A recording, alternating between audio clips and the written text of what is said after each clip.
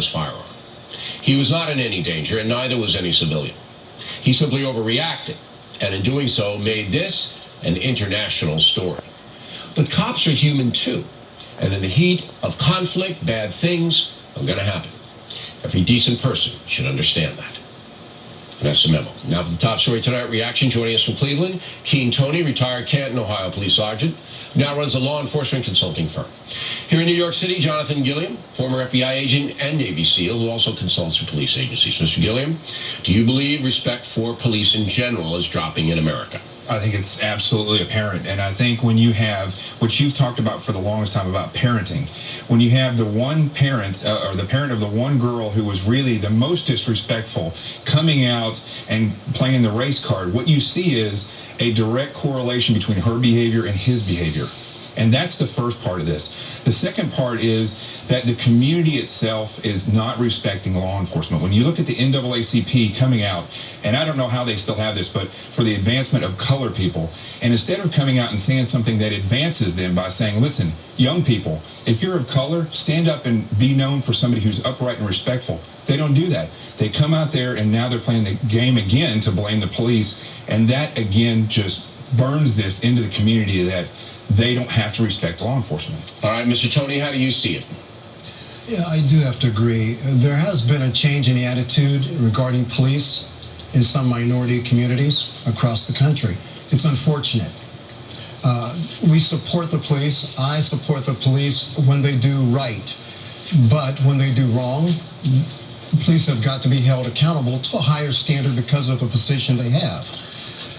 With that said, most limitations that have occurred that have led to the position that we have now in the situation have been brought forward by decisions that the police made, right or wrong, in a split second.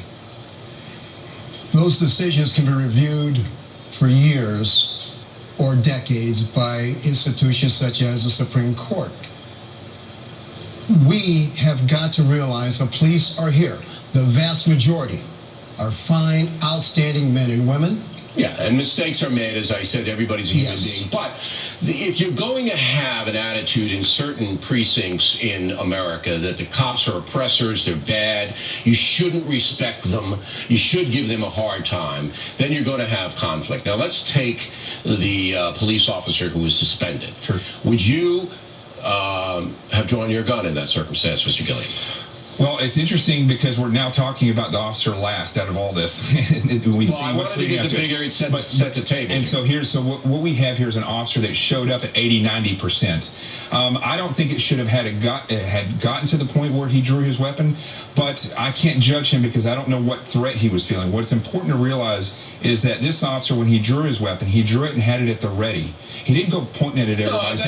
That's true. But there doesn't seem to be any imminent threat. It seems to be chaos. Mr. Keane, would you have, Mr. Toney, would you have drawn your weapon? No, I would not have. Okay. The threat was not there.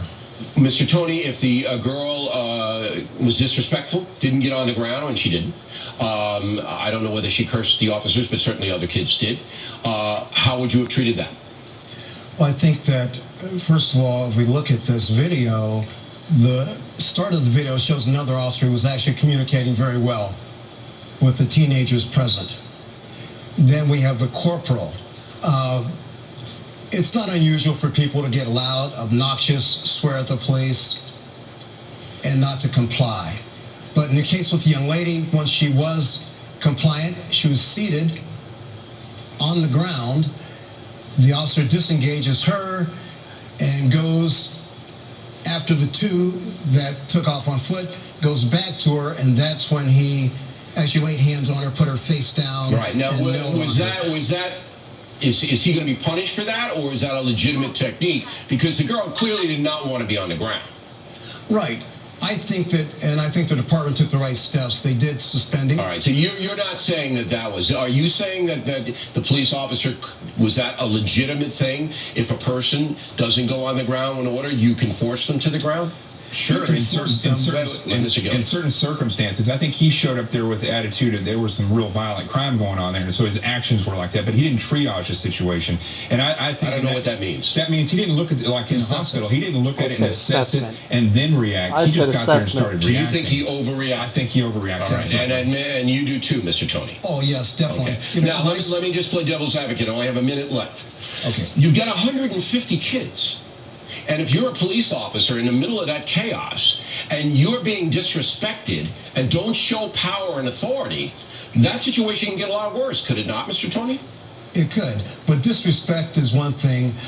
You know, what officers have got to realize is, first thing is, recognize a threat for what it is.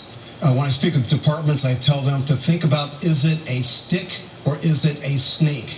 Our bias, our fear will make us see things incorrectly, and we'll But remember the numbers of kids involved. Last word, Mr. Gilliam. As long as they're walking away, it doesn't matter if they're disrespectful. As long as they're doing what you tell them. You tell them to go away. But they didn't do what he told them. They wouldn't get on the ground. Some of them did, but some of them didn't. But what do you do with the ones who won't do what you say?